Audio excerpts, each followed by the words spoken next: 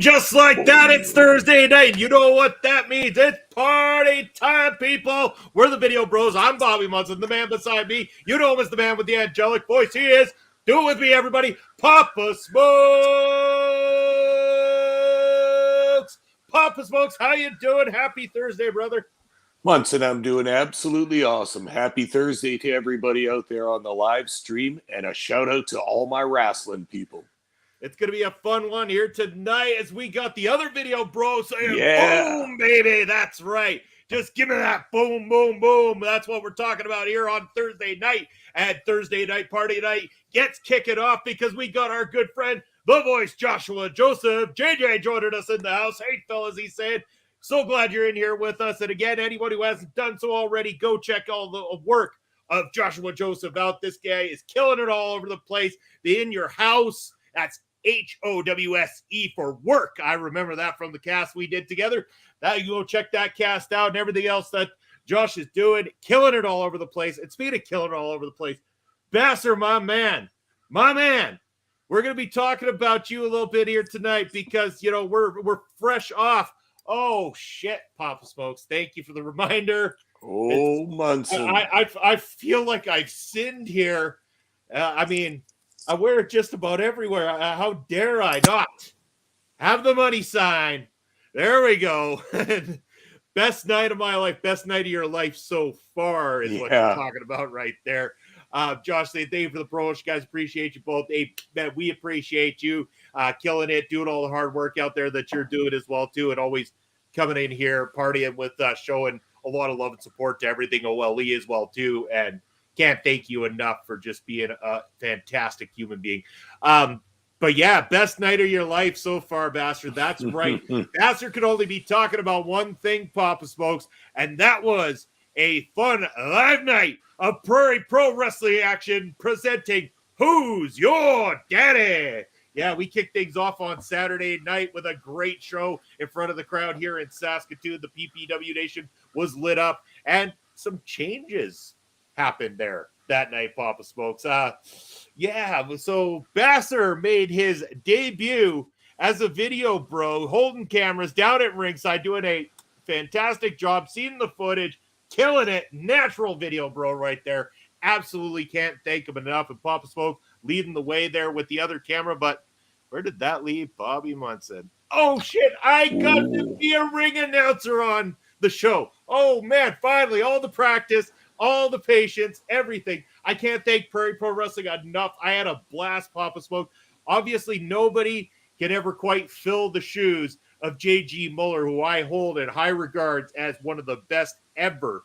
But damn it, man, did I have fun doing it and getting the job done that night.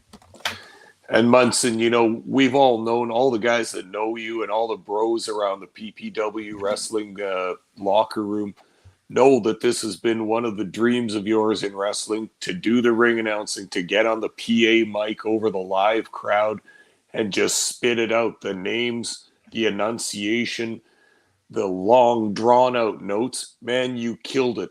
There were some microphone problems at the very beginning, and you just pushed through that like a true pro, Munson.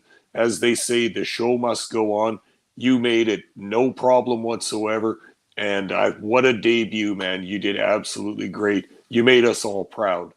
Thank you very much, Papa Smokes. Thank you, Basser, as well, too. And, man, I couldn't be happier with how things went. And if the opportunity comes about next time as well, too, again, I'm never gonna say no to giving up the mic to the pro and legend himself, J.G. Muller, guy in suit. But I've got a taste for blood now, Papa Smokes. I'm like a shark in the water.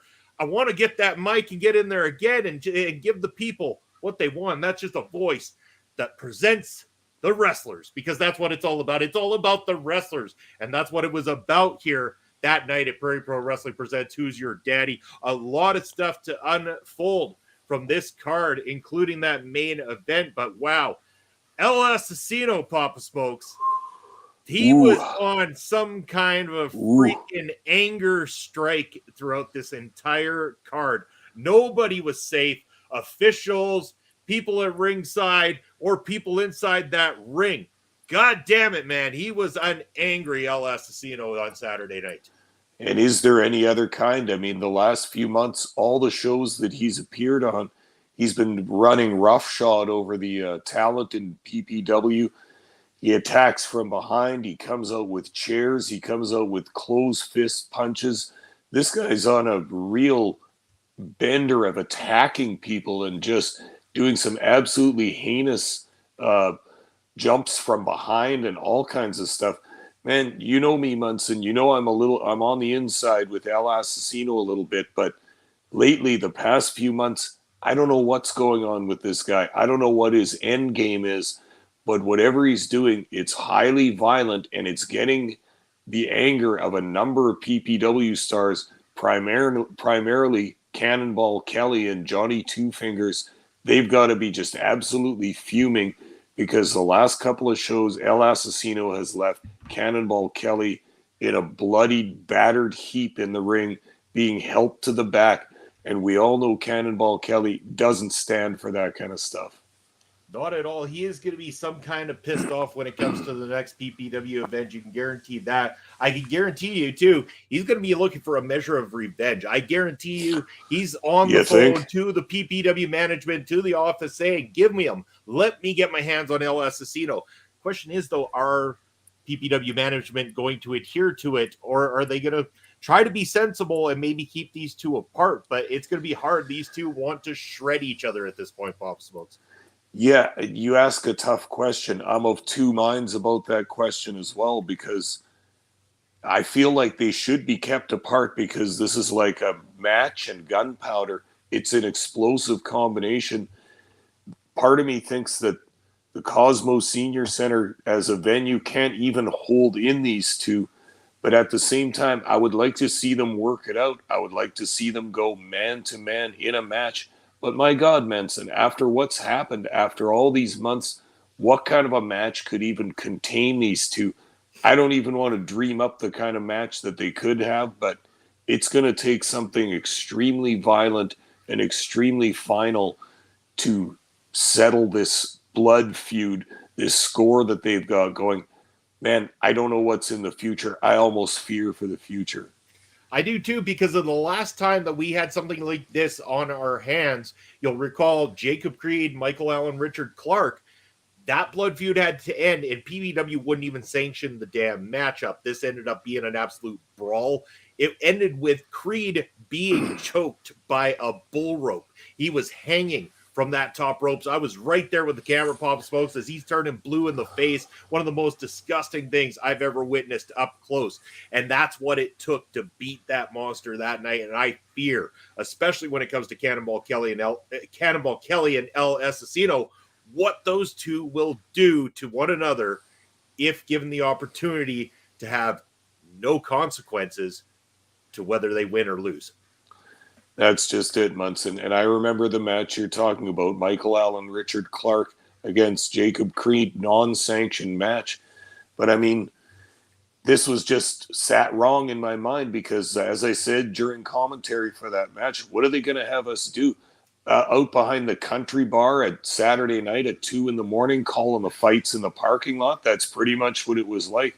Are we running a wrestling company or are we running a barroom brawling company? Because that was not a wrestling match at all. Yeah. And I think that same thing will happen with El Assassino and Cannonball Kelly. It won't be a match. It's going to be a struggle, a death struggle, a fight to the bitter end. And oh my God, it boggles my mind to think of how violent this could get. Poor Basser is going to get a first-hand witnessing of when it goes down as he's holding the camera there. I tell you, he's in for a real treat when he gets a couple behemoths like that tearing each other apart. And hey, look who's just joining the party. It's Mark Talks Wrestling. Mark, how you doing, brother? Thank you for showing up on a Thursday. I guess in your case, Friday morning. Happy Friday to you, sir. Hey, just quickly dropping by to say hi to you both and have a good stream. Thank you, Mark. Always appreciate the Thank support. You. Everybody, Mark Talks Wrestling, Mark Talks Sports. Go check him out. Subscribe, like, follow, all those wonderful things. He does fantastic work. He's also been a guest here on multiple shows with our local establishment, and we appreciate everything that Mark does. But yeah, Papa Smokes, just going back to Saturday here, like we've got that going on. Poor Son of Irish took a thrashing from El Assassino after the match there too. He would not let up. Probably came back out about 3 or 4 times from the backstage area, chairs, throwing him into the crowd, slapping him around the crowd, and dropping him on top of that barrier around them. Man, El Assassino his eyes were set to kill on Saturday night. That's absolutely accurate, Munson. And I mean, when you think about it, what history do El Assassino and Son of Irish have together? They haven't really crossed paths all that much. The Son of Irish has done a few shows for us, a couple of shots, but he's never crossed paths with El Assassino. But as we discovered from interviewing Assassino on the Bro Show, he told us, I don't like these guys coming in from other territories, trying to take my spot, trying to take my ranking in the top 10 of contenders towards the heavyweight championship. So that's what he's doing. He's taking out his anger and trying to get rid of some of these newcomers, as we call them, to our federation. And I mean, what fault is it of those young wrestlers that want to come and wrestle in another city, in another place? As PPW, we want that. We enjoy that. But now we've got this wrestler that's coming out, beating the living hell out of some of these guys for such little reason. It's crazy, man. And I don't know what's going to happen. Somebody's got to get a control of Assassino because I don't think he can control himself. Yeah, I don't think so either. It's going to be interesting to see how things go down at our very next show. Big things are coming, Papa Smokes. I sense it on the horizon. And speaking of that, something that we saw happen on Saturday night as well, too, is the return match between Levi Knight and Michael Allen Richard Clark. We know that Levi Knight, picking up the surprise victory last time, become the first person to lay defeat in Prairie Pro Wrestling to Michael Allen Richard Clark. Now, this rematch takes place, and Levi intentionally gets himself disqualified. I think for a second there, he thought he might have won the match as he had Clark pinned, but he did go straight to Dick Kick City on 2 different occasions when it came to Mark there. The ref saw it clear as day. The call was made, disqualification. Levi loses, but again, it doesn't feel like he can end it. Like Michael Allen is not going to sit on a disqualification win as being there. I can guarantee you he is going to want to get his hands on that lock of red hair and take him all around town and beat the hell out of him, because I've seen it. We just talked about it when he went up against Jacob Creed. Michael Allen responds with violence and action, and he is damn good at it. One of the absolute best. And he was completely surprised at losing that match last time to Levi Knight. Very close match, very competitive match, but Levi getting the 1, 2, 3. You knew that wasn't going to sit well with Michael Allen Richard Clark. He's got a sterling reputation in Saskatoon. He's hardly ever been pinned here. He's always been a top or main event guy in the scene here. So he's not liking having a rival in the form of Levi Knight, a guy that's a nightclub addict and a guy that likes to go out and dance and mingle with the ladies and have a couple of sauces at night. That's not how Michael Allen Richard Clark lives his life at all. So he's not loving this rivalry with Levi Knight. And then, like you said, in this match, competitive again, back and forth. Couldn't tell who was going to win this, but a couple of groin shots and Levi Knight is disqualified. I don't think Clark's going to be satisfied with that outcome at all. And I don't think Levi Knight feels particularly bad about losing that match, because once again, he kind of put one over on Michael Allen Richard Clark, and that ain't easy to do. And it appears like while you're explaining this, I really got something going there with my DKC comment that I made a little while ago. And DKC no longer stands for Donkey Kong Country, folks. Just read the comments, you'll understand. But I mean, yeah, this is turning into quite the rivalry between these two. And interestingly enough, it seems like Levi has really gotten psychologically into the head of Michael Allen Richard Clark. It's going to be interesting to see how this pays off, because Levi Knight is doing some great work, and you can tell he has been not only working on his in-ring pop spokes, but those shoulders have broadened up quite a bit. I got to admit, you guys, it almost looks like he's trying to pump that iron to try to get that Michael Allen physique about him too, so that he can then make that kind of brag when he goes up against Michael Allen next time. Well, he's got a ways to go yet, but you can see that he's working hard on stuff. And Levi Knight, to me, looks like one of those guys that will not let anything stop him from getting to the top of the wrestling business. He's young, he's enthusiastic, he's willing to work hard and listen to the veterans that offer advice and guidance to him. And that's a winning combination, man. He might go straight to the top. You bet he could. So let's talk about the tag team action that we saw here. We saw 2 tag team matchups take place. Again, tag teams becoming a very regular thing for Prairie Pro Wrestling.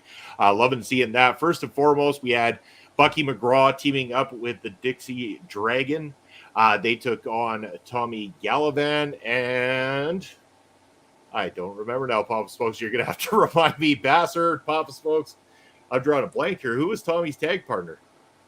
That's a good one, Munson. I must have forgotten in the excitement of everything and doing all the camera work and everything. You sure you don't have notes on this, Bob? Because I didn't have my pen ready. I got the notes somewhere, but we'll get to it soon enough. New guy. Oh, what? New guy. I never caught his name. Oh, it's Waltz, eh? No. Waltz went in a 1-on-1, didn't he? Yeah, maybe he did. Because Waltz would have been Bucky. No, this was... Because I want to talk about him, too. Not like... Was it Phil and Tommy? No. No? I'm puzzled. Anyway, we'll get back to it as Ed Fry's coming in, joining the party. What's that? It was Pride, wasn't it? Yeah, Pride was in it. No. Pride was in the other one. He's tag team with Barack Arani versus the Clandestine Society. Oh, God. It's definitely somewhere. Don't worry about it.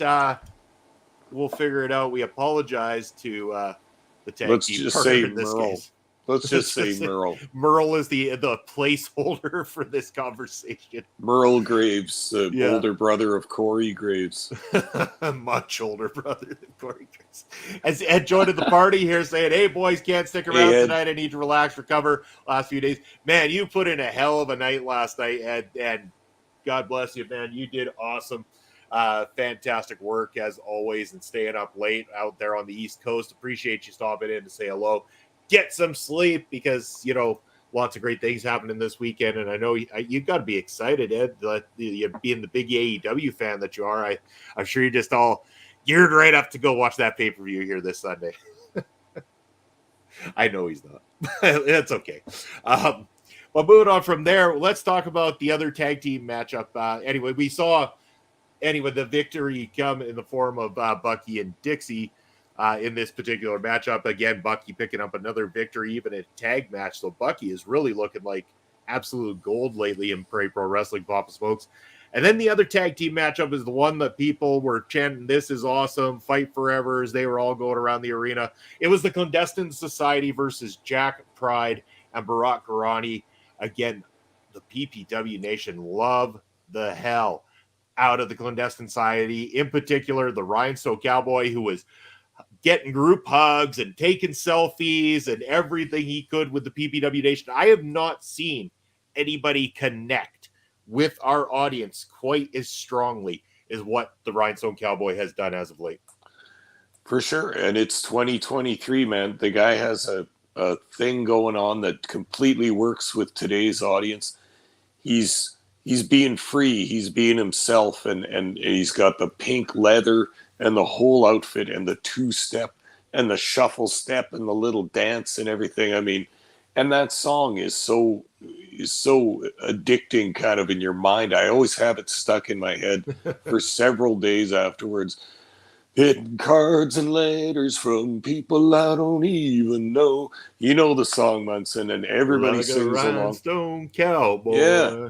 And everybody dances and has fun and everything. It's good for our audience, and they like it. And it's good for young Steven doing real good in the tag team with his brother in wrestling, Michael Richard Blaze, pardon me. And he's another story altogether. He's kind of a cult leader type thing, and I'm not sure what to think of him. He's kind of worries me and scares me just a little bit because he's got that crazy kind of little fiery look in his eye all the time. He comes down and stares into my camera on his entrance, and it gives me the chills sometimes. But that's the kind of persona that he carries with him. He's got a lot of weight in the way that he looks and his facial expressions. Really, really great performer. Our audience have really connected with the Clandestine Society, which makes me believe, again, you talk about cult leader, they're falling into the words of Michael Richard Blaze. He's wowing them with his cowboy, as he says. He comes out there, bring me my cowboy, and demands the Rhinestone Cowboy come out. And I'm well aware, and so are you, Papa Smokes, that is not the only members of the Clandestine Society. Again, this is the only members that have come to Prairie Pro Wrestling as of right now, but at any point in time, I would not be surprised if somebody else from the Clandestine Society eventually makes their way into Saskatoon and walks through that curtain. It could happen. We know that they're around. They're all over the place here in Western Canada. We'll have to wait and see. Who knows what could happen. The only way you can tell is by coming to Prairie Pro Wrestling live in Saskatoon. And our next show, it's going to be coming up this summer. Definitely this summer. We got something in the works. It's going to be something you have to pay attention to the socials for. So stay tuned to the Prairie Pro Wrestling socials to find out more about all of that. Papa Smokes, it just wouldn't be a Prairie Pro Wrestling show, though, without the champ. We got to talk about the champ. Over 1 year as the champion. He is the reigning, defending, and greatest and longest champion in Prairie Pro Wrestling history, Sheik Akbar Shabaz. Yeah, Sheiky was on display, and again, he first came out at the top of the night to Crash Crimson, who had a nasty beatdown happen to him. He said that he was out in Edmonton a little while ago, which was why he wasn't at the last show. He was actually in surgery, and you could see he has that scar on his arm where they had to go in. He's got that brace across his arm. He's got his leg. I think he said it was his patella was destroyed. He was beaten down in a parking lot, and he's pointing the finger directly at the champion. Now, I know this is an easy one to point at because obviously Crash Crimson and Sheik Akbar Shabaz have had their issues, but I wouldn't say Sheik is the only person in that locker room capable of doing such a feat. Now, definitely easy to point him out because, again, with his differences with Crash, I get it, but who knows for sure? I don't know if we're ever going to find out either. Will the truth ever be told about who beat down Crash Crimson and put him in the hospital? Well, time will tell, Munson, but you make a good point there, too, is that Crimson was fairly sure that it was Sheik Akbar Shabaz that beat him up in Edmonton and sent him to the hospital there. But as you pointed out, there are a number of wrestlers that have had problems with Crimson in the past as well. Not really to the fault of Crash Crimson, I don't think, but he's the head of talent relations, so to speak, in PPW. I'm not even going to try and say his whole title because I could never remember all that shit. I got scolded backstage for not having that memorized yet. I'm telling you, I got the evil eye when I told him I didn't. I had to write it down. Well, I'm not sure he has it memorized, but at any rate. Yeah, don't you remember? Was it so long ago? Hello, Astrid, how are you doing? Glad you could come for party time. Was it so long ago, Munson, that speaking of Michael Allen Clark versus Jacob Creed in that non-sanctioned match, Jacob Creed had a real big problem with Crash Crimson, and you remember there was a bit of a brawl in the backstage in the dressing room. And things were pretty tight for a while there. And Jacob Creed telling the crowd and all the talent and Crash Crimson exactly what he thought of them before he stormed out of the building. And, I mean, there are a number of people that might want to take a piece out of Crash Crimson. But Sheik Akbar Shabaz probably at the top of the list. Definitely so. But, yeah, you make a good point about Jacob Creed. And Astrid saying she's exhausted but want to say hi before the show's over. Yeah, Astrid, we really, really do appreciate it taking the time to come join us in any capacity. If you're exhausted, get some sleep. You're always working hard, whether it be at your shoot job or making your notes, getting prepared, doing streams. You're killing it, but you know what? Sometimes killing it means you need your rest as well too. So definitely get a good night's sleep today. Josh saying Astrid out there killing the Collision recap. Great. Yeah, fantastic show. Astrid and Lauren did an amazing job there together on the Collision post show. Josh, yeah, 100% like magic on that screen that night.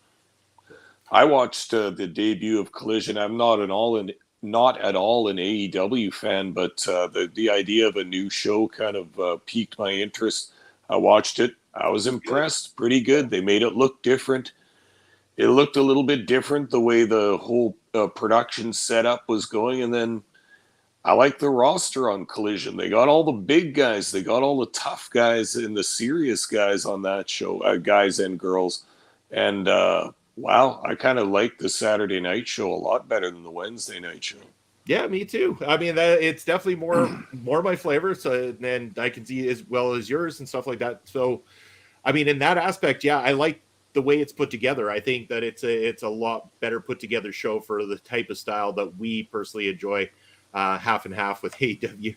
I mean, again, it depends on what you like. And I mean, if you like what they do over on Dynamite or that's your flavor, it might be harder to watch Collision. But in our case, Collision comes off a little bit more, at least at the moment, comes off across more like that sports-based theme to it kind of thing. And that's what it felt like. And that's, one of the reasons that we love MLW as well, too. WCW, with good writers. Nicely done, Josh. And look at this, Jobbed Out Wrestling. This is Jimmy. This might be your first time on Ring Respect Radio. I'm not too sure, but thank you, my friend, for stopping by, saying the thing that made Collision solid was that over 2 hours there was one pump kick and 0 super kicks. Yes. Still, Court Bauer, better hope Khan never gets Hammerstone's phone number. You know what? Hammerstone is probably going to be moving on sometime soon. Let's not deny it. When guys get to that kind of level within MLW, it's only a matter of time before they end up moving up. We've even seen John Hennigan showing up over on the AEW side just recently, or might be. So rumor is he might be coming back. No surprise there with Taya over there as well too. So as MLW fans, we're kind of accustomed to people coming and going. If we can get them for a little while, we can get some good stories going with them. Hey, we're happy MLW fans, and we always make room for the new faces.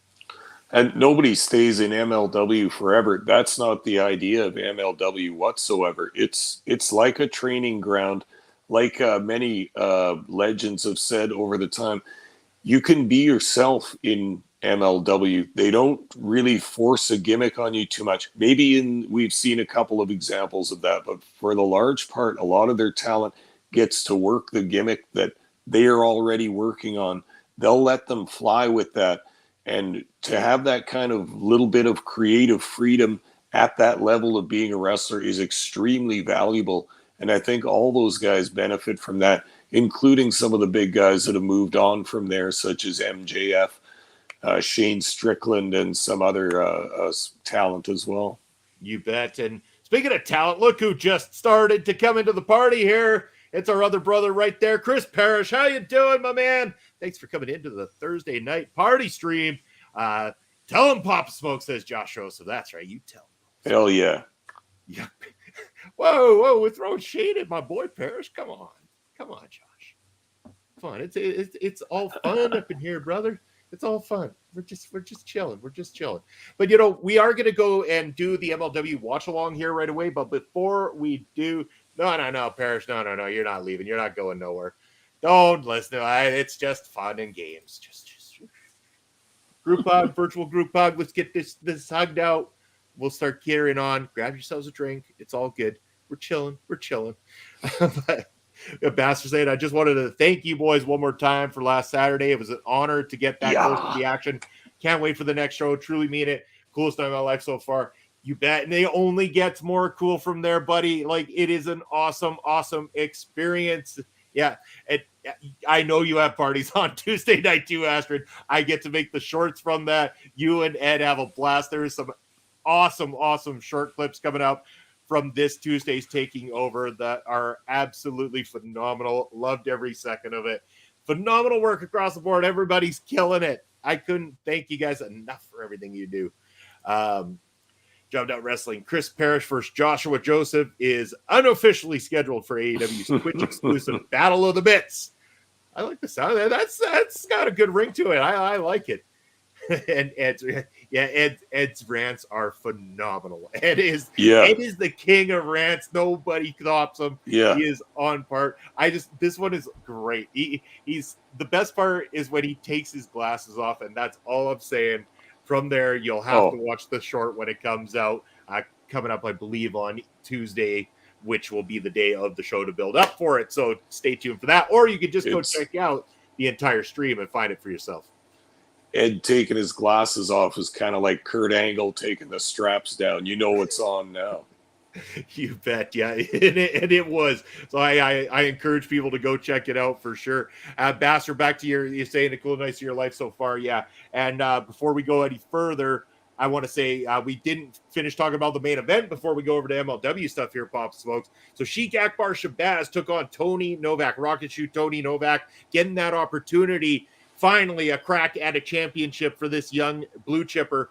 And he gave it his all. He came in there a ball of energy, came right at Sheik, did not waste any time in this thing, tried everything that he possibly could to take the champion down. But man, the champion is a badass. Sheik is solid in that ring, and didn't matter what Tony threw at him, what tricks he had in his book, what kind of close calls he got, Sheik had a way out of every single situation and still retained. He is still the Prairie Pro Wrestling champion, undefeated as the champions.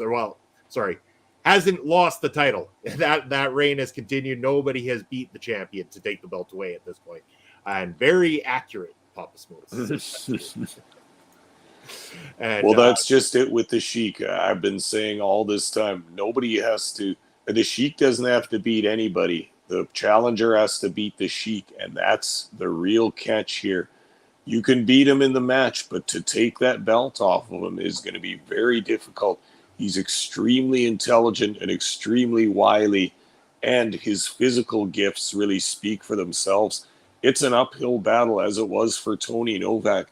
Stepping into the ring with Sheik Shabaz, 6'4", 235 pounds, big, strong guy, excellent wrestler, veteran wrestler, has been around the block a number of times.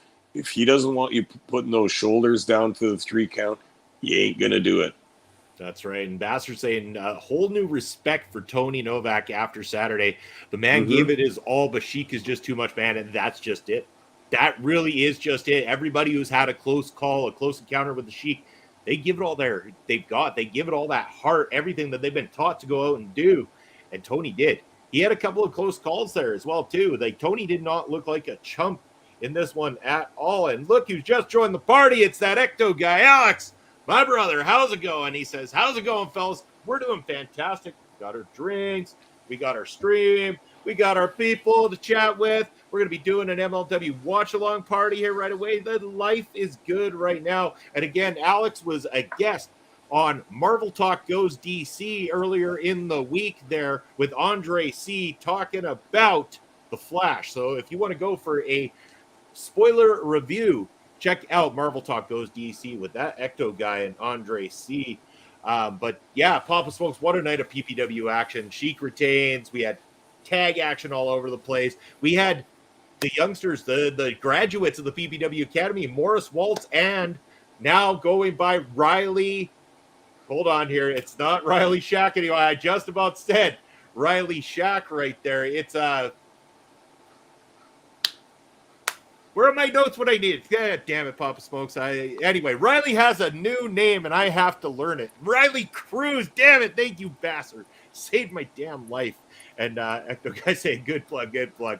I roll with the punches. I segue into things. I'm getting good at this shit. Even though I might be Bad Buttons Bobby, I still get the job done. But yeah, man. What else is there to say, Pop Smokes? Like Riley Cruz, Morris Waltz, fantastic shows from both of them, and Riley's on a tear. That's 2 victories in a row now for him. So true. And from our Prairie Pro Academy graduates, making the school proud, making the dojo proud. Couple of good matches by both those guys. Riley Cruz, I almost said it there too. Riley Cruz. I'm really liking where this guy's going with it. He's PPW's resident heavy metal maniac. He's got a denim vest. He's coming out with that long hair, head banging to all kinds of wacky heavy metal music. I think he was playing Megadeth last time. It's an energy, man. It's an entire thing, and all the fans seem to get behind this and everything. Morris Waltz, a completely different thing. I really like this guy too because, wow, he comes out there with a confidence and a swagger, and he looks much confident beyond his experience level. Maybe that's not working out for him quite yet, but I think it's going to. And I like where this guy's mind is at and where his matches in his career are headed. Yeah, me too. And again, Morris, not picking up the victory himself, but again, a very, very strong showing from him. Only going to get better with time. And Riley Cruz, Papa's folks, have you heard how young this guy is? How much youth is on his side? This guy isn't even out of high school yet. This is a 17-year-old young man in Riley Cruz. We have got ourselves a future star at that age, right in the PPW ring. We are going to see the rise of over the next several years. Imagine where this kid could go with that kind of experience starting off at that young of an age. Wow, I thought he might be 20, 21. He definitely has a youthful face to him, but he's got a lot of size to him too and some strength. Did you see that one body slam that he delivered in his match? Sounded like thunder out of the sky during a storm. Like, he's big, man, and he's got a lot of power. Man, the sky's the limit for this guy. If he's debuting into pro wrestling at this level, my God, after 3 years, after 5 years, imagine where he's going to be. Yeah, when he's the age that I think a lot of us presumed he was, which was in his early 20s. And No, I mean, in 5 years' time, he will be at that age and still looking to conquer the entire world. The sky's the limit for Riley Cruz. Morris Waltz, I know a little bit less about so far. Definitely don't see a whole lot of Morris Waltz family members just kicking around ready to chat with you at the shows. But shout out to Riley's parents. What a couple of great people they are. Yeah. Chatting with me after the show there. And again, when they told me they were Riley's parents, I'm like, no way, where's your fountain of youth? I'm like, you two are doing awesome for yourselves. I figured they were probably not much older than or my age or not much older than I am, but start looking at them like, yeah, I guess, it doesn't say much. I'm getting up there. That's getting on 2 months. And yeah. So, it happens. It happens to the best of us. That's for damn sure. But yeah, they are great people chatting afterwards, congratulating me on getting in there and doing the ring announcing. They thought I had been doing it before because they said I was just natural at it. And I'm like, well, I said, I practice a lot in front of the mirror. I'm like, that's what it's all about. Every morning I wake up, I look in the mirror. I don't look there to get the hair stylish like this. That just happens. I get in front of that mirror and I give her a presentation like I'm getting ready to do some ring announcing. And it came across on Saturday night, and I'm looking forward to possibly doing that again. But in the meantime and in between time, Papa Smokes, I know what the people really came here for, and I'm sure you know what they came here for as well, too. They came here to listen to us talk about some MLW, because they had another episode of MLW Fusion as we head towards Never Say Never on July the 8th. And for those who didn't know, busting out with myself and Chris Parrish this last Sunday, calling in from straight off his plane and getting into his car, we had the suplex assassin himself, the number one contender for the MLW World Heavyweight Championship, on there for a good solid 40-plus minutes, Papa Smokes. It was great to talk to Alex Kane once again. He's fired up. He's ready. I tried asking the tough question. Now, for anybody who's been watching MLW, I did ask if he could give me any sneak preview or tidbits into who the backer of the Beaumaye Fight Club is, because they said it would be revealed at Never Say Never. Kane wouldn't budge. I tried. I asked. I got nothing in return. He said I just have to tune in to Never Say Never on Saturday, July the 8th. But Pops, folks, that's exactly what you and I are going to be doing. We're going to be having our watch-along party here right on OLE's channels. So you're going to want to check out our local establishment, like, follow, subscribe, all that wonderful stuff. We're going to be streaming here, having drinks, having a party, talking about MLW like we're about to right now. Papa Smokes, let me know when you've got episode whatever it is. Jacob Fatu versus John Hennigan for the National Openweight Championship. Locked and loaded. Okay, Bob, 3 seconds, my little intro thing, and then here we go. All right. Hit and play. Everybody, if you're tuning in, you want to tune into MLW over on the YouTube side. It is on their YouTube page right now. It's Jacob Fatu versus John Hennigan, the National Openweight Championship, and they are starting off showing us all about Jacob Fatu at the moment. This is how they like to build these big championship matchups on Fusion, is by giving us that package, showing us the competitors, showing us what has led us to this point. And right now, showing us all about the problems that Jacob Fatu has had with the calling so far. So again, the calling could be lurking in the background somewhere, because they do have issues, score to settle with Jacob Fatu and the Samoan SWAT team. And I don't think we're even sure of Jacob Fatu's injury status after the last Pearl Harbor they gave to him, attack from behind kind of thing. So remains to be seen what his health is for this match tonight. And just anybody in the chat that wants to get involved, keep the chat going. We're going to be talking throughout this entire thing. If you got questions for myself and Papa Smokes, get them in. We're happy to answer anything that you guys have, whether it's MLW related or anything related to just pro wrestling in general. Happy to chat about it with you guys as we are kicking off this episode of Fusion. I'm assuming that's the Philly crowd there tonight, Papa Smokes. Yes, super fan Vladimir in the crowd. Did you see him, Munson? I did see Vladimir there. That's awesome. Maybe some of our viewers don't know who Vladimir is, Papa Smokes. Maybe you can let them know about Vladimir, the superfan. I don't know if there's much to tell, but during the 90s, in the ECW days and the Attitude Era in WWE, Vladimir was a fan that was just constantly at the front row on the opposite the Steadicam kind of thing, and everybody just recognized him, and he became the super fan. Man, he was at all their major matches, so many pay-per-views and everything. That guy's just an absolutely insane wrestling fan. Yeah, and did you just see that advertisement there for Never Say Never? They were showing Delmi Exo's big win last week, becoming the new MLW featherweight champion, defeating Taya Valkyrie, and now she has a mystery opponent come Never Say Never on July the 8th. So we do not know, but Delmi Exo is going to find out that night who she's going to be facing at the event. This could spell doom for the champion, because you don't know who, with that open door policy of MLW, who might just come through. Well, and I think they announced online today who it was, Munson. I'm not sure if you saw that or if you want to say it or not. No, go for it. If it's been announced, we can say it. It's a bit anticlimactic because I don't know who this person is, but and I can't remember the name. It's not somebody I'm familiar with, but looked like a decent looking lady wrestler. So we'll see what goes on with this. Maybe by the end of this show they'll announce it.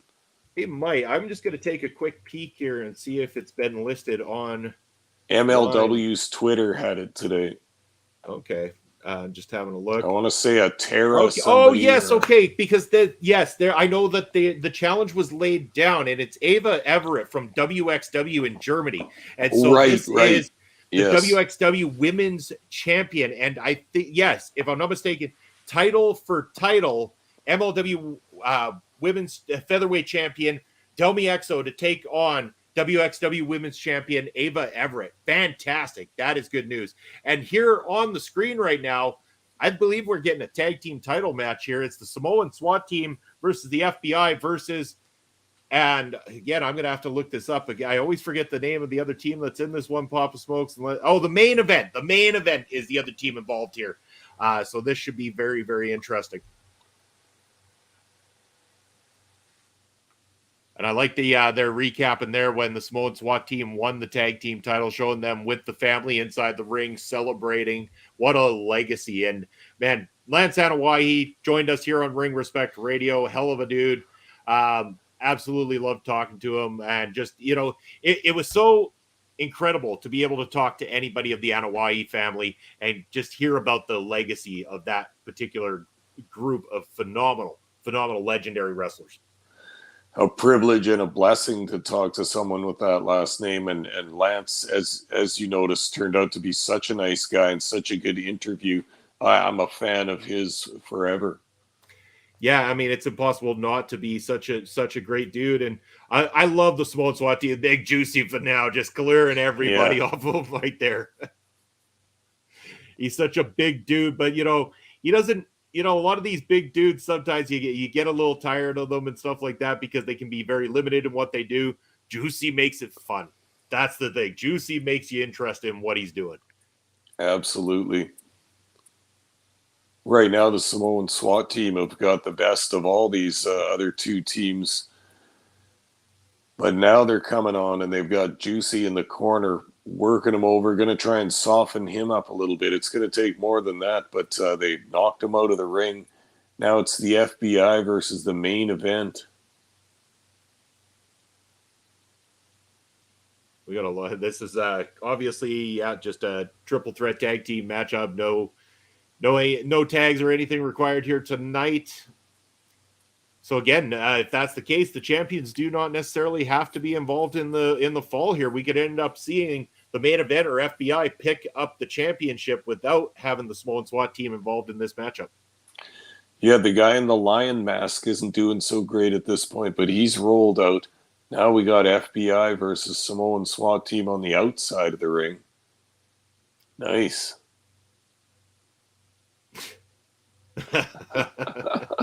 I like Guido doing that. That was good. That's golden right there. It goes and just really riling up the crowd. Thought they were going to dive out to go after Big Juicy, but there's no way he's going after Big Juicy like that. But one of the talents I like in this match right now, Munson, and I can't think of his name. We're having problems with names tonight. I don't think we really are. I don't think I ever did know this guy, but the younger guy in the FBI is really a good-looking wrestler, I think. A young guy. He's got some size. He's got some height and everything.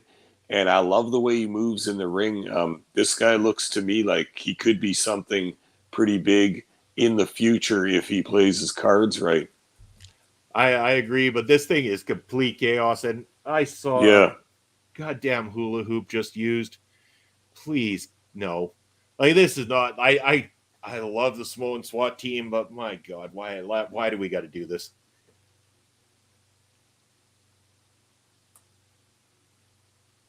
I could guarantee you that I'm not big on the main event at this point in time from what I've seen so far.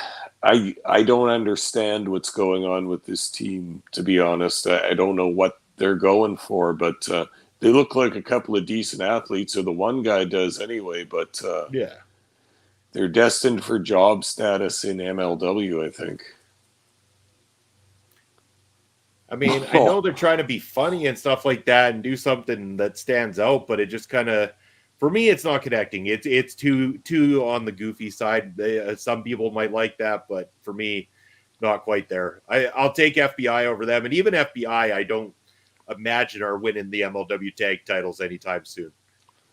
Well, no, I don't imagine so, but once again, this younger guy in the FBI, man, he looks good. He's been trained properly. I like the way this guy moves around the ring. Yeah, he's, again, fantastic look. He works well and stuff like that. I mean, this might be early in his career, so who knows what we're going to see in a few years from this guy. Oh, he almost looks like a young Richard Holiday kind of, eh? Yeah, that's exactly the comparison I was drawing. And that's nothing but compliments from me. Let me know if you hit any commercial breaks, Pop Smokes, that I need to pause so I don't get too far ahead of you. But again, chat, keep that chat lit up. Keep it talking to let us know how you're feeling, what you're doing. Are you watching MLW along with us? Are you going to be tuning in on Saturday, July the 8th? Whether you're watching the MLW show or not, at least tune it in to watch the video bros partying on stream. I don't know how long that event's going to be, Pop Smokes, but here's the catch. So we've been doing these streams right now where we're watching Fusion, but they're going to be doing the Fusion tapings at Never Say Never, so we won't have to consistently watch the Fusion shows anymore, at least for our Thursday night programming. So that'll give us the opportunity to start getting into some of the stuff we've talked about previously, like our trip through the territories that we're going to be doing here, and some of the other different programs that we've wanted to bring to everybody. Eventually, our review of the book about the original Sheik there as well, too. I mean, we're looking forward to a whole bunch of different stuff on the Thursday night streams here. Can't wait, Munson. Always a couple of projects in the works. I've been excited about my little baby project, the trip through the territories. Won't be such a little baby once we get going. There'll be a whoa, what a superfly splash off the top rope by Lance Anoa'i, and that is it. The Lion from the main event or the main attraction or whatever this team is called has been pinned like the good job guys that they are. And look at our champions. Yeah, our champions looking strong here. Wow, Lance is a big guy, and he gets a lot of height on that superfly splash. I love it. He, every time I see him, he just gets better and better. Like, you remember, like, when he first came into MLW, he's been in every Battle Riot, the first Battle Riot there, and he definitely has put on some size, and the look and everything since that time, he's really kind of come into that whole absorbing and going with the Anoa'i look of his fathers, his grandfathers, and stuff like that. And it's great to see him carry on that tradition. And man, he's somebody to watch. People need to pay attention to Lance Anoa'i. Absolutely. And then Juicy Finau, I mean, you can't not pay attention to him. He's too big. You can't get past your attention. But aside from that, he's also got a real charisma in the ring. The people connect with him kind of in the same way that they connect with Jacob Fatu since after Contra Unit. He's been a little more friendly and a little more fan-friendly kind of thing. Same thing with Juicy Finau. I mean, you just can't help but like the big guy. That's right. And yeah, we're leading up to the big match. Jacob Fatu, John Hennigan at the top of the card here tonight. They just played a little bit of a thing about the calling and how they're going after the Samoan SWAT team. That match taking place at Never Say Never. It is going to be the Samoan SWAT team defending against the calling in a fans bring the weapons matchup. That is going to be absolute chaos. Oh, you think? That's going to be insanity. And then here's another match we got tonight. Microman versus Beastman. That should be joyous. Do we have to watch that one, Menson? And Job Down Wrestling can't look at Lance without thinking he lost to Shane McMahon. You know, he's washed that all behind him. Seriously, he's had enough time in MLW. He's picked up the look. He's becoming his own. I think Shane would fear, even a younger Shane would fear this Lance Anawahi at this point in time. He's looking like a fierce beast inside that ring. And yeah. Well, for God's sake, Shane McMahon's beaten everyone, whether he was a good wrestler or not. He's the boss's son. What do you think's going to happen? Well, that goes without saying. I mean, even Vince McMahon was WWE champion at one point in time. So, age 62 or something. Yeah. Yeah, good God, eh? But we've got a little bit of a preview going on. MLW Never Say Never, and just what a card that's going to be that night. A lot to check out. Everybody can check that out on Fight Plus, and then tune in for the watch along here on our local establishment. Pop Smokes and I. Pop Smokes, I'm thinking whiskeys. I'm thinking beers. I'm thinking occasional breaks off screen for other things. We're just going to have a fun time. We're going to have a good old MLW party. Maybe we'll have some snacks around us. We'll make it like a tailgate party for MLW. Wow. It's going to be fantastic. Wow. Can I eat chicken wings while we're podcasting? I love it. Yeah, let's I want to see how many chicken wings Pop Smokes can consume in an MLW setting. Oh, dude, don't start with that. I'll get it. I'll get my numbers up there. Trust me. Fantastic. And we got backstage Taya Valkyrie in an MLW.com exclusive. She is not happy about her loss to Delmy Exo just last week, losing the MLW Featherweight Championship. But yeah, again, we kind of saw that on the horizon as well too, because she's ventured over into the AEW territory now. So we knew that eventually that title was going to someone. And again, it went to one of the featherweight originals in MLW in the God Queen, Delmy Exo. And Delmy's fantastic. We've been saying that since she stepped in there. She was somebody who stood out like a sore thumb right from the get-go. Very, very happy that she got the opportunity to be the second ever featherweight champion in MLW. And her first big title defense is title for title. She has an opportunity to secure WXW gold that very night. What a huge career move that would be for the God Queen. No, and crazy to think of the stipulations in that match with both belts being up. Somebody's going to end up with both. And my God, can you imagine, Munson, the prospect of the MLW Featherweights Championship being taken back to Germany? Oh, exactly. It's absolute chaos. And we know that there's going to be a little bit of a crossover there starting to happen with MLW. Their doors are always open to working with people all over the world. And WXW Germany does a phenomenal job. Glad there's that working relationship going on. As we're at the part of Fusion right now, I don't know if you're a little bit behind or not, Pop Smokes, but we got Mance Warner talking about last week's beatdown from Adonis and Hennigan. It looks like the company has fined Hennigan and Adonis for the assault on Mance Warner last week. It looks like 25, was it 2,500 or 5,000 a piece for a first offense? I think more than the monetary amount that they have to pay, they should be worried about pissing off old Manser, because this guy ain't going to stop until he gets what he thinks he's got coming, including probably a beatdown from behind, a couple of cowboy boot kicks to the face, a couple of beer cans ripped across your forehead. Who knows what old Manser is going to get up to, and that's just it. He'll do anything. He's a redneck, and he'll kick your ass in various different ways, maybe in the ring, maybe in the parking lot, maybe behind the country bar at night. Who knows? Yeah, and he's all kinds of fired up right now. He's the kind of guy that his type of training is going to be him doing keg lifts as he's pouring the beer down his throat, firing up the old hands and getting ready for a fight. Old Manser is going to be looking to kick some ass and take some names when he gets unleashed after the beatdown that he received last week. I'd be scared. I'd be a little worried if I were Sam Adonis, but him and Hennigan have been walking around like they're untouchable backstage at the moment in MLW. Yeah, they have been, but once you jump Mance Warner from behind, you aren't untouchable anymore. He's going to come back at you and touch you. The fans are all geared up. I believe we're going to be having our next match coming up here right away, Pop Smokes. We still have the main event, of course, coming up on MLW here. The National Openweight Championship is on the line. John Hennigan defending against Jacob Fatu. Cannot wait for that one. And we got a big David versus Goliath match on our hands right now.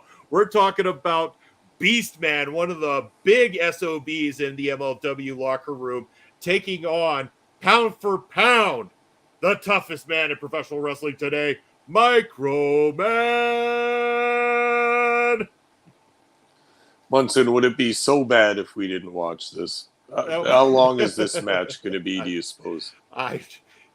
The only thing I'm curious about is to see how they get around Micro Man picking up the victory in this one. Oh, Jesus. You know, I'm okay with skipping it, Papa Smokes, but definitely got to see how this one ends out. No, I don't want to skip any matches. I love wrestling and all that stuff, but my God.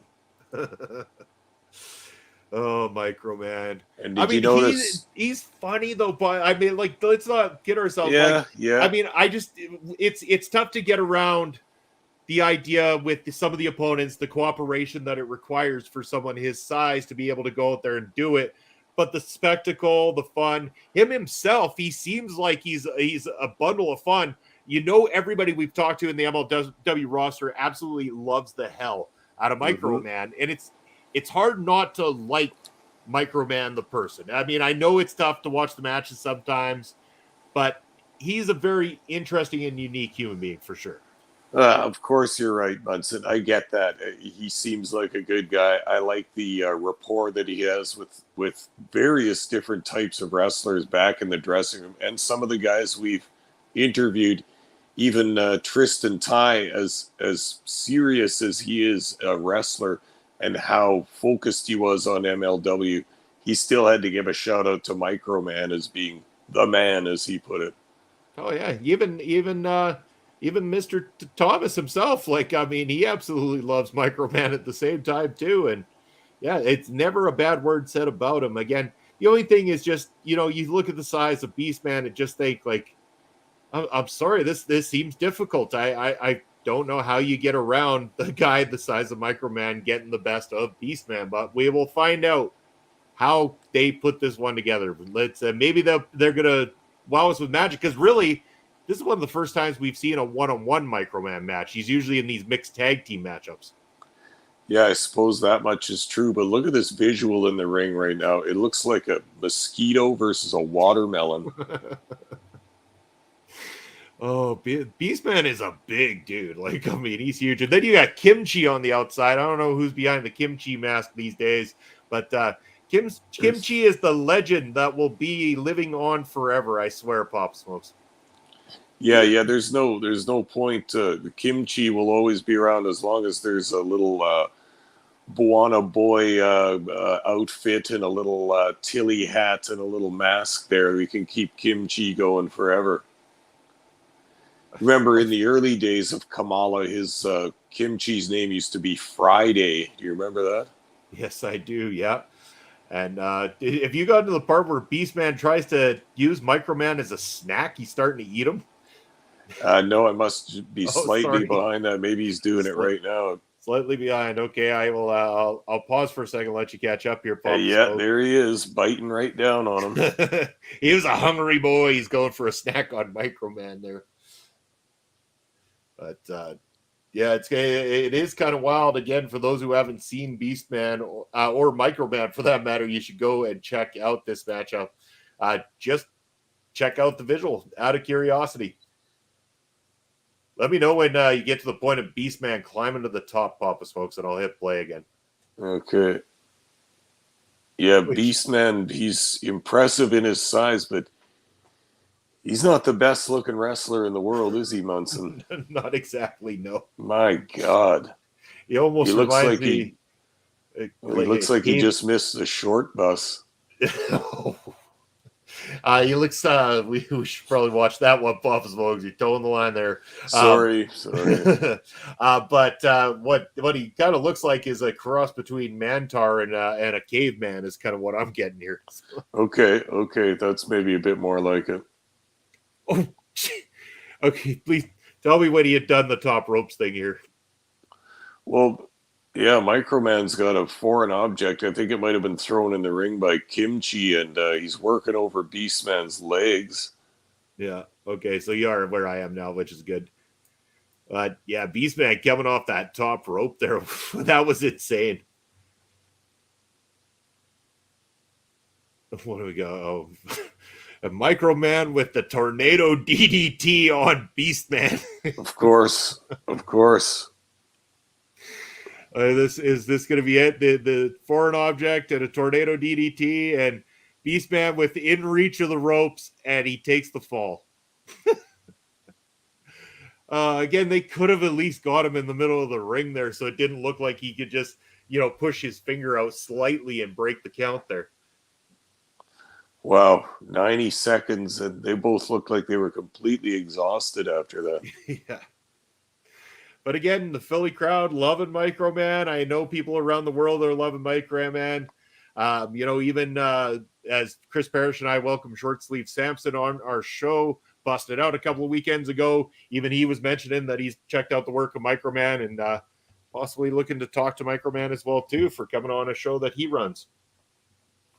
What an idea.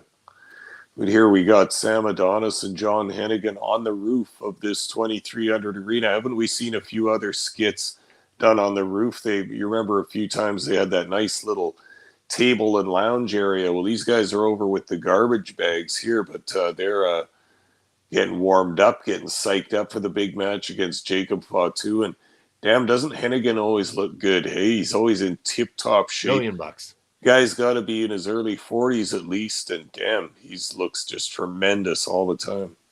That's right. Yeah, he looks like $1 million all the time. And that rooftop, again, last time I believe we might have seen that, Papa Smokes. I know promos are done up there, but one of the last times we saw it physically was Hammerstone and Holiday were fighting up there, and they just about went over to the top, falling down. Quite a drop, too. I'm pretty sure that's quite a high up in the air, so I'm glad that they made it out alive. That's for damn sure. But yeah, they definitely are fired up. Hennigan looking to defend here tonight. Not very many holders of the National Openweight Championship. Again, Alexander Hammerstone won the championship first, held it for a long time, and relinquished it once he became the MLW World Heavyweight Champion. Then was won by Alex Kane, then won by Davey Richards, and now John Hennigan, the fourth ever to hold it. Could Jacob Fatu become the fifth holder of that belt? And we know the last time Fatu had himself a gold strap here in MLW. He was champion for a long-ass time, Papa Smokes. Yeah, it's weird to think that Jacob Fatu would be some other kind of champion other than the world champion. I can't see him really having his eyes on that National Openweight Championship. I'm pretty sure he wants to get in there with Hammerstone again, or whoever the next champion is in the over this summer, and get the belt back that he had a stranglehold on for so long. Yeah, and again, but at the same time, I'm sure he's not going to pass up an opportunity, and that's what he's got here tonight in the form of John Hennigan and the National Openweight Championship. Again, he's going to want to bring it back because his boys, the Samoan SWAT team there, they've got the tag team gold, and he'd love to have gold of his own, and he has that opportunity here in the main event of the evening. Oh, it's going to be fantastic as we're getting a lot of previews here for MLW's Never Say Never. And we're going to remind you one more time here to make sure to join us at our local establishment as Papa Smokes and I lead the way for a MLW watch party for Never Say Never. There's going to be drinks. There's going to be fun. There's going to be laughs. We're going to be having a good old time, Papa Smokes. I'm looking forward to it. I'm looking forward to hanging out with you on a Saturday, knowing that we don't have to get up for work the next day. Well, I don't have to get up for work. That unfortunately, I'm sure you probably have to, Pop Smokes. I apologize for going that route. Hey, somebody's got to do the work on the weekends, Munson, while the rest of you sleep in till noon. That's right. Papa Smokes, the hardest worker out there, pretty much putting in 7 days a week all the time. You never sleep, Papa Smokes. I want money. I want more money all the time, Munson. I'll sleep when I'm dead. Right now, I want money. That's right, exactly. Oh, hold on. What is this? There we go, Munson. I told you. Is the Beaumaye Fight Club banned from ringside? at Never Say Never? Is that what I'm seeing here? From the Opera Cup, perhaps, yeah. Oh, from the Opera Cup. Oh, Alex Kane is banned from the Opera Cup. Yeah, I think that's what they were getting at there, yeah. And Munson, it's the Oprah Cup, all right? That's right, the Opera Cup. Chris Parrish coming in. Hey, busting out is on before noon my time. I'm out and working on Sunday. Oh, putting in the extra time as well on Sunday. Man, Parrish, you're a workaholic yourself. There it is. They did announce it. Delmy Exo and Ava Everett. Title for title, the WXW Championship, Women's Championship on the line against the MLW Featherweight Championship. That is going to be absolutely stellar. What a card. Never Say Never is turning out to be. I know Chris Parrish is going to be coming in, hanging out with us that night as well, too. I know that we're going to have a plethora of people coming and partying with the Video Bros, whether they're in the chat or hopping in on screen. We're going to have a good old time, Papa Smokes. Looking forward to it. And look at that. Again, we got Tracy Williams and Timothy Thatcher. How awesome is that going to be for a couple of guys like us that like what we like? Very awesome. That'll be a hard-hitting, hard grappling match. I love me some Timothy Thatcher. I'll watch him against anybody. And the vote happened, Papa Smokes. Becca's going to be performing live at Never Say Never, so the fans demanded it. We're getting a live performance from Becca at Never Say Never. I mean, I was rooting for it. Again, we said it right here on the show. If we're paying for Never Say Never, we want to watch Never Say Never. We want everything we can on that card. As we're now going to backstage where Alex Kane is all kinds of fired up about being banned from the Oprah Cup. He's claiming, again, it's making sure everybody knows it's his. It's his because possession is 9/10 of the law, and that is in the possession of Alex Kane and the Beaumont Fight Club. And look at my close personal friend, Mr. Thomas, there. I mean, look at that lateral deltoid development. Look at the trapezius. Look at those triceps on that guy. Just an absolute stud. He's, again, a very intimidating man. Again, kind of curious to see if he will be allowed ringside in the main event there and Never Say Never. Could he become a distraction for Hammerstone, or are we going to get the straight one-on-one match that I'm sure everybody is hoping for? Again, I know for a fact Alex King can get this done without Mr. Thomas in his corner, but Mr. Thomas adds a whole different factor there. And did you see they just put up a little ad for the Big Apple Grapple where he's looking for more hose, which is extremely funny, which is, of course, he's going to handpick some opponents for shoot matches in the ring there in a grappling challenge. Very, very funny. Alex King, no respect for his opponents. None whatsoever. And now we've got Sam Adonis going to be joining on commentary for our main event of the evening. So, how many falls, Munson? This match is scheduled for one fall. One fall. I just wanted to do that part. Oh, of course. You don't get to do it in live shows for PPW. I mean, maybe silently, but you don't get to yell it out like that anyway. We can have that fun on Thursday nights. There he is, Jacob Fatu, quite possibly one of the best unsigned professional wrestlers in the industry today. His in-ring work, phenomenal. He is a character. He is a badass. He makes you want to watch everything he does. Anybody who has not seen Jacob Fatu needs to be paying attention to Jacob Fatu, because the next place he goes is going to be put on alert immediately. And I guarantee you, Munson, pretty much every person that's in the 2300 arena right now bought a ticket to this show with Jacob Fatu in mind. This guy's money in the wrestling biz. He will sell the tickets. He will put the asses in the seats, not to mention having a great title-holding opponent here tonight, John Hennigan, with an entire reputation all of his own. Yeah, exactly so. And that title is going to be on the line.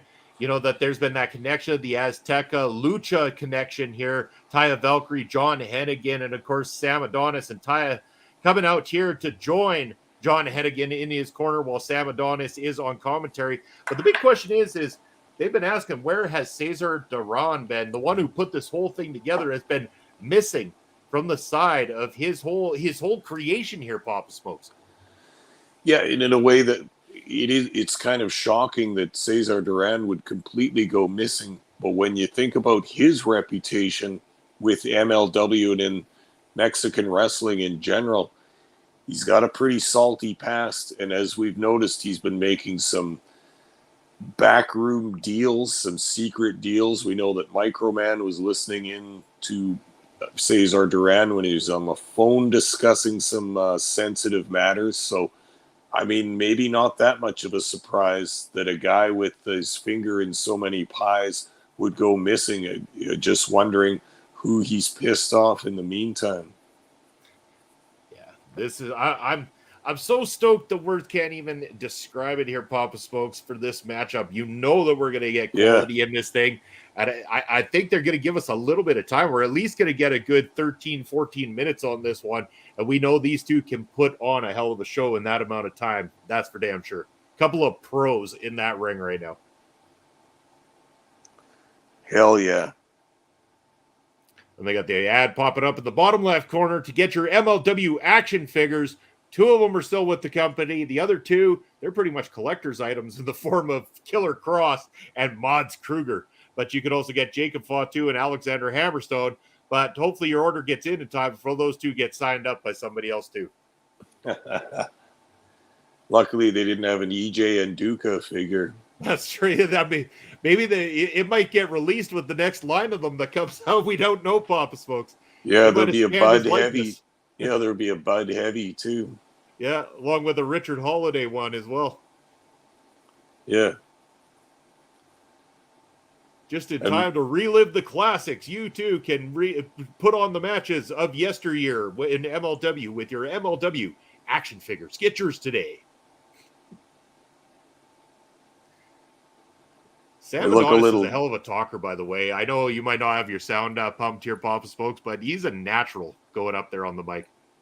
Yeah, they look a little cramped in that 3-man booth there. They're kind of sitting sideways. They don't have a whole ton of room there, but making it work. And, you know, I love me some Joe Dombrowski, not to mention Matt Stryker, I think, is a pretty good commentator as well. So how stoked are you that we get Gene Snitsky in a match at MLW's Never Say Never? Fairly stoked. I mean, people have different memories of him. I was watching Raw when he did his appearance on there. Didn't know who this guy was. Looks like he's 6'9", 6'10", and with a pretty big build. Absolutely ugly looking guy. He looks like a wrestler, man. And yeah, I mean, he came out and he did his best in his little run there, and then he's been riding that ever since on the indies. And lots of companies would enjoy having Snitsky. He's just that big and that much of a weird-looking guy that you can use him all over your card. And remember, it wasn't his fault. It was not his fault. When he grabbed Lita's baby and punted it into the crowd, that wasn't his fault either. Parrish wants to know who has a better punt, Snitsky. We got to drop the T now, though, Parrish, just for copyright reasons. It's Snitsky now. Or Pay McAfee. Well, I'm assuming that means Pat McAfee. But maybe we're getting around the copyright there, too. We're dropping the T, changing it to Y. He's Money McAfee now with Pay McAfee. Who was better punts? Snitsky was good. Snitsky, I think. He got some air on that thing. Yeah, what did McAfee ever win in the NFL? Nothing. Hey, at least he's got a good show. And Hennigan right now going to the outside there. He's going to collect his thoughts. He doesn't want any of this right now. Fatu is hot off the start of this matchup. Well, and Hennigan's not going to want to run the ropes and try and shoulder butt with Jacob Fatu. That is a losing strategy. Apparently, so Taya might, though. Yeah, well, Taya's going to offer some advice. Oh, look at this now. She maybe doesn't think, though. Oh, yeah, of course. It's the bait and switch move. Yeah. Now, Hennigan's come in, taking out the knee of Fatu, and now he's laying the boots to him. Better say Pat Pay. Who cares? He's rich AF. Yeah, I wish I had Pat's money. I wish I could be on Pat's show, or he'd come on one of our shows. That'd be freaking awesome. Can you imagine the energy that he'd bring to a Thursday night here with us, Pop Smokes? Well, Pat had the Ultimate Wrestling guest on his podcast. He had McMahon on. He did. I've never known Vince McMahon to go on a private podcast, something that wasn't part of WWE. I've never even heard of him going on a WWE podcast for that much, or for that idea. But he went on McAfee's podcast last year and then offered him a match at WrestleMania live on that podcast. So that was pretty cool. Yeah. And Pearce and Lesnar. And again, those two guys in particular, the only other one that comes to mind that they've both done is the Broken Skull Sessions with Stone Cold Steve Austin. Okay. Yeah. And again, but the two of them, McMahon and Lesnar, both do not just do anybody's show, and that's a huge feat for McAfee for sure. He does great work. I like McAfee. I like McAfee when he's doing commentary. He's so full of energy. He's different. That's what I like. He's different. Yeah, I like him too. No, Fatu is a beast. Oh, is he ever? He's really just taking it to Hennigan here on the outside at this point. We got one guy in the Philly crowd with a sign that said John Hennigan fan with the arrows pointing down at him. I love it. Pop Smokes, one of these days, Philly or New York, we gotta take in one of these shows down at ringside for MLW. I really think we got to make that trip happen one of these days. That would be awesome. Let's do it, man.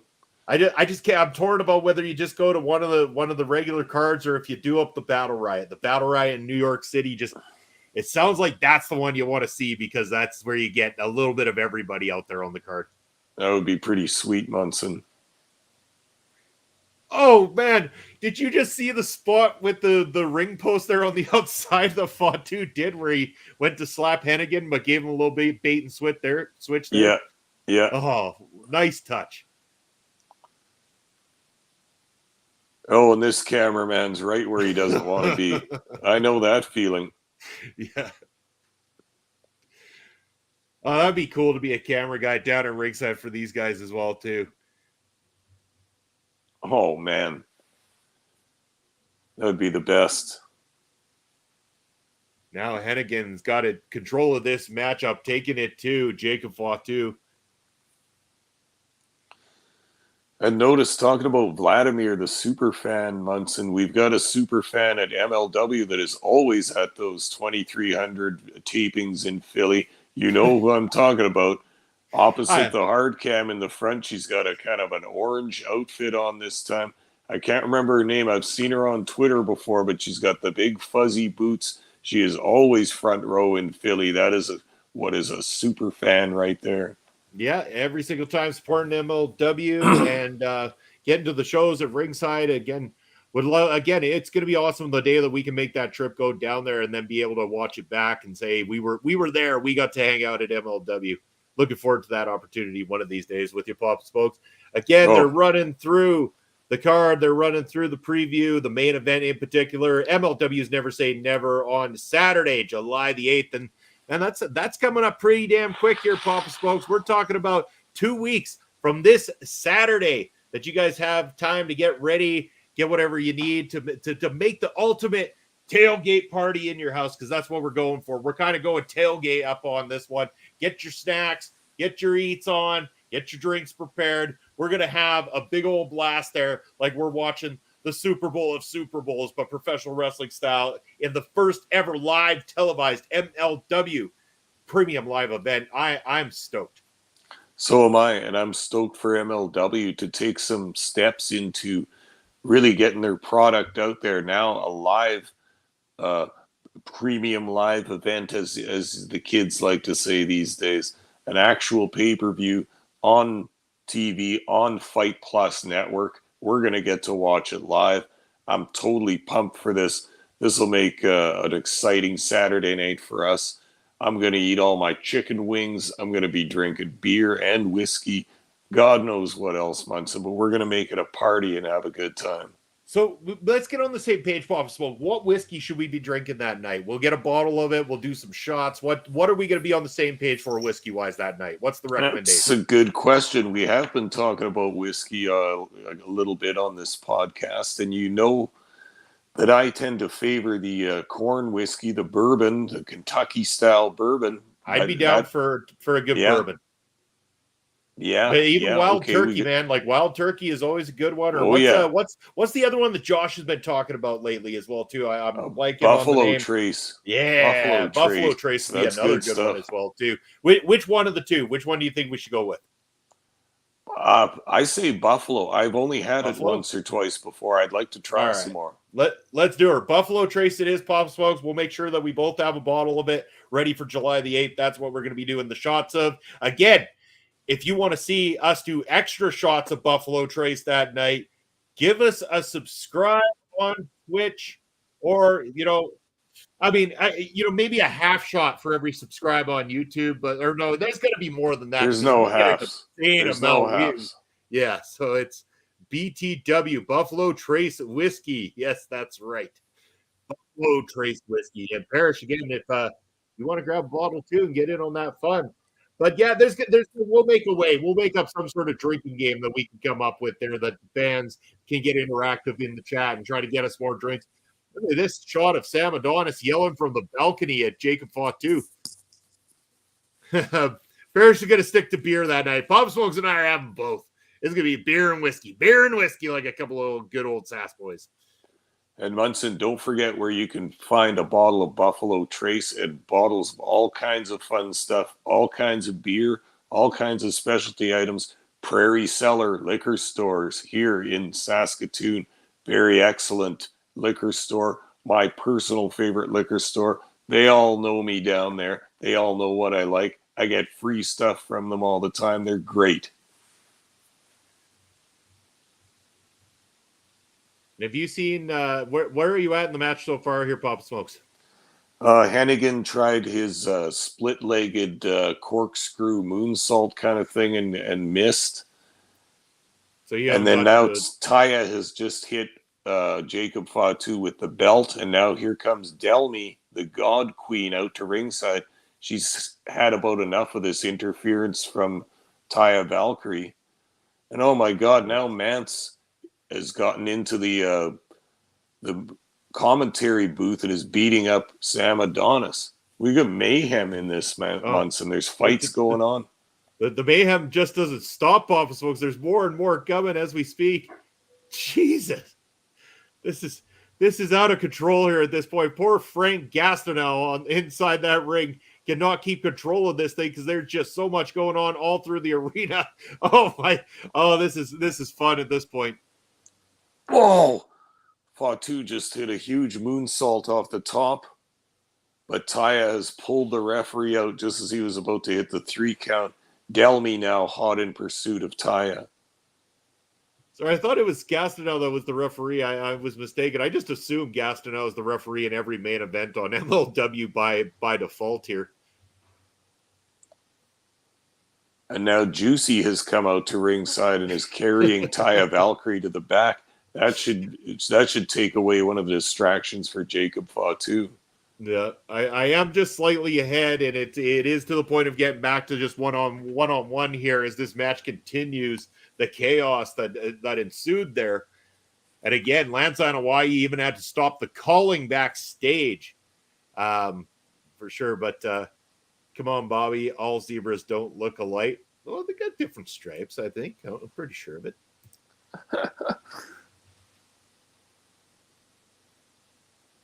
Oh. Yeah, this particular ref looks like he's got his toupee on backwards or something. I don't know what's going on with that guy's hair.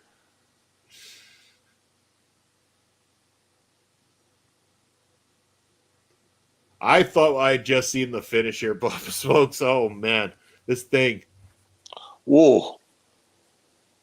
Hennigan just gave Fatu a backwards kind of hurricanrana, almost kind of a Steiner, Frankensteiner. Now he just hit the split-legged moonsault. Whoa, man.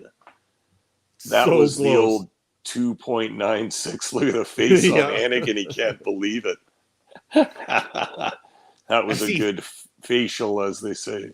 As he stands up and they get that shot of just those chiseled abs, like, yeah. Yeah. Beefcake. He's just got to get that one spot in there. Like, look at me how good I look. Yeah, we get it, buddy. We get it. You worked hard. You deserve it. No, and he knows to work the cameras too. Smart guy, right? Yeah. But now now I'm at a point where he's getting a little bit of a taste of Fatu's punches.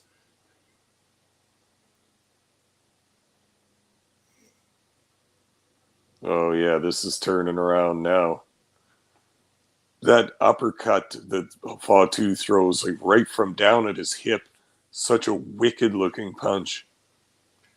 I just witnessed the finish, Pops folks, so I'm going to wait on you. I feel like I'm close here, yeah. Samoan drop. He's dragging him like a piece of trash. Now it's that bouncing moonsault. Oh, God. We've seen it a million times.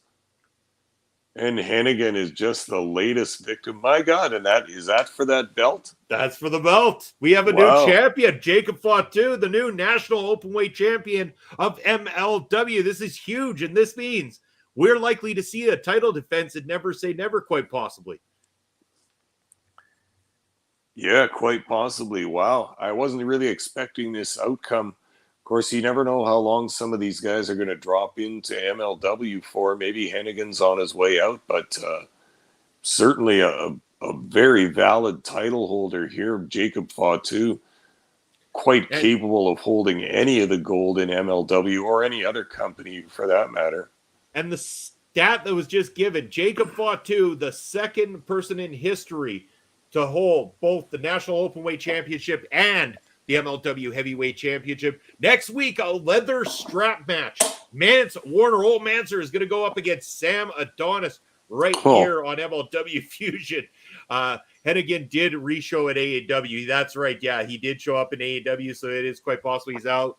Fatu is going to end this thing, chatting with the fans, getting them all worked up. He had a great night. He's, won another title.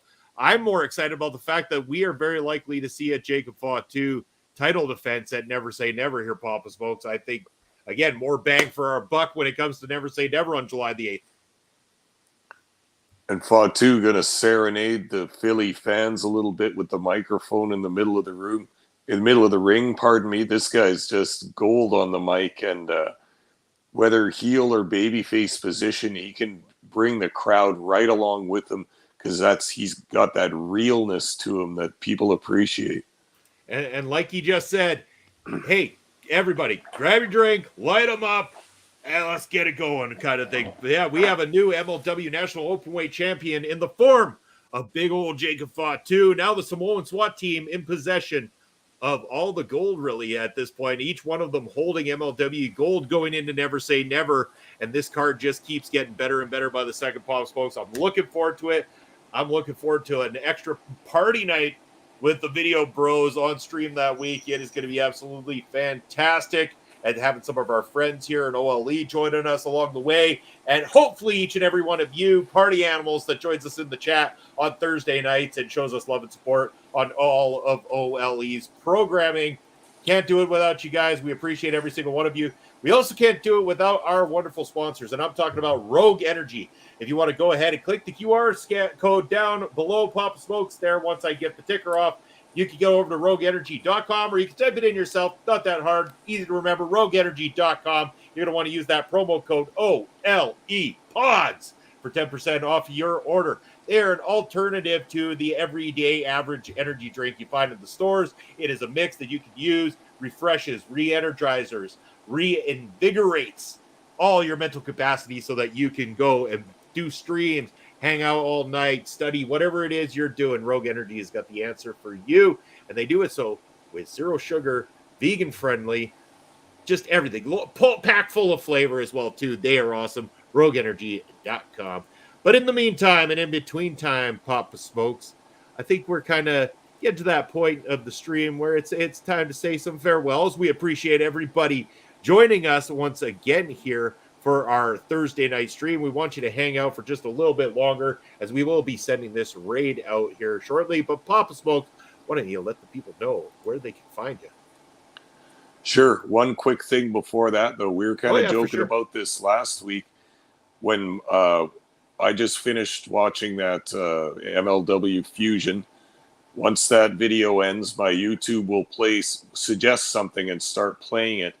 Last week it played TNA against all odds from 2006. Now it looks like it's gone back to playing this from the last place I was at last week. It's gone to this same pay-per-view again. Right now it is Rhino versus the Abyss. Nice. There's a classic for you right there. Yeah, sure, they're fighting in that Orlando sound stage where TNA was filmed. They're up in the crowd there, and I'm getting a kick out of this. Everybody looks so younger on this. 2006, I guess it was, almost 20 years ago. Wow. Well, time flies when you're having fun, that's sure. But Papa Smokes, why don't you let the people know where they can find you in the meantime before next week's show? Right. You can always find me playing in Elon Musk's free speech wonderland known as Twitter. I am at smokes_Papa. And on Twitch, you can find me at Papa_Smokes_.